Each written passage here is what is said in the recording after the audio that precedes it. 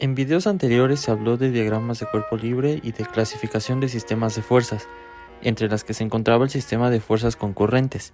El día de hoy hablaremos un poco más a fondo este tema, con un enfoque hacia lo que es el equilibrio de una partícula.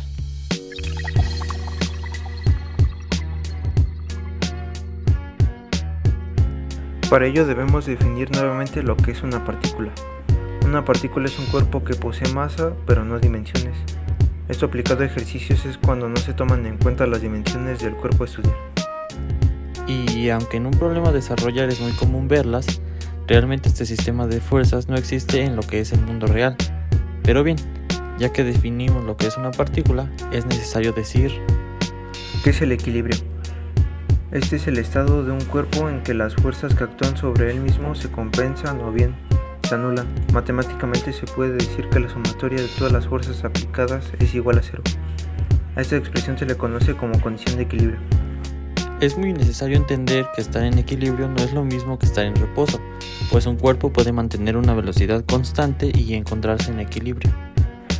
Al juntar estos, el concepto de partícula y equilibrio, se concluye que un equilibrio de una partícula es un sistema de fuerzas concurrentes si se cumple la fórmula antes mencionada, que dice que la suma de la primera fuerza hasta la enésima debe de ser igual a cero. Ahora pasaremos a algunos ejemplos de ejercicios sobre equilibrio de una partícula, así como los pasos a seguir para su resolución. Lo primero para resolver un problema es leer y entender lo que se nos pide. Con esto nos referimos a que se puedan identificar las fuerzas que se ejercen, unidades de las mismas y saber qué es lo que se necesita encontrar.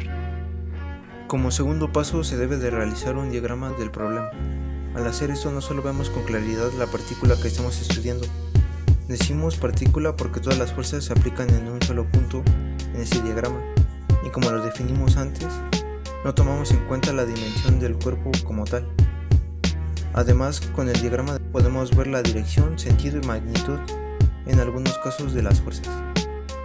Después escribimos nuestra condición de equilibrio, que es la suma de todas las fuerzas igualadas a cero.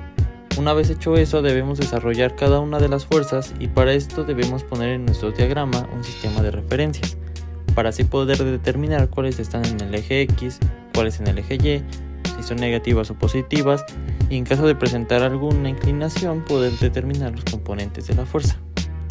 Finalmente realizamos operaciones para obtener las fuerzas que nos piden encontrar. Con esos pasos ahora veremos un ejercicio como ejemplo. El anillo de la figura pesa 5 libras y está en equilibrio. La fuerza 1 es de 4.5 libras. Determine la fuerza 2 y el ángulo alfa.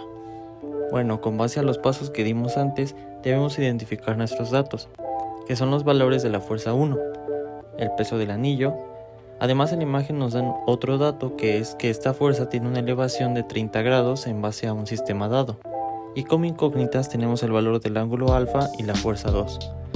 Nosotros usaremos un sistema de referencia que nos facilite las cosas, por lo que en el eje X que se nos da será nuestra guía. Esto significa que el eje Y será movido, pero el anillo se mantendrá como el centro, como se ve a continuación. Con esto ahora realizamos nuestra condición de equilibrio, que sería la suma de la fuerza 1 más la fuerza 2 más el peso igual a 0. Ahora toca desarrollar las fuerzas con relación a su dirección, sentido y magnitud. La más sencilla es la del peso, pues tenemos todos sus componentes, por lo que se dice que el peso es menos 5 en J libras. La siguiente fuerza que se puede desarrollar es la fuerza 1. Usando trigonometría podemos decir que la fuerza 1 es 4.5 por coseno de 30 grados en I más 4.5 por seno de 30 grados en J. Finalmente, como alfa y F2 son desconocidas, decimos que la fuerza 2 es igual a la fuerza 2 en X en Y más F2 en J, que es en Y. Ahora que desarrollamos nuestras fuerzas, agrupamos aquellas que tengan la I por separado a las que tengan la J. En base a esta nueva operación, generamos dos ecuaciones, en donde las componentes en I se igualan a 0 y otra donde las componentes en J se igualan a 0. De cada una de estas nuevas ecuaciones se despeja la incógnita, como se puede ver en pantalla. En este caso solo se opera con los valores que tenemos para obtener cada incógnita. Al hacer esto obtenemos los componentes de la fuerza 2, que es una de las cosas que nos piden en el problema. Ahora es necesario obtener el valor del ángulo alfa.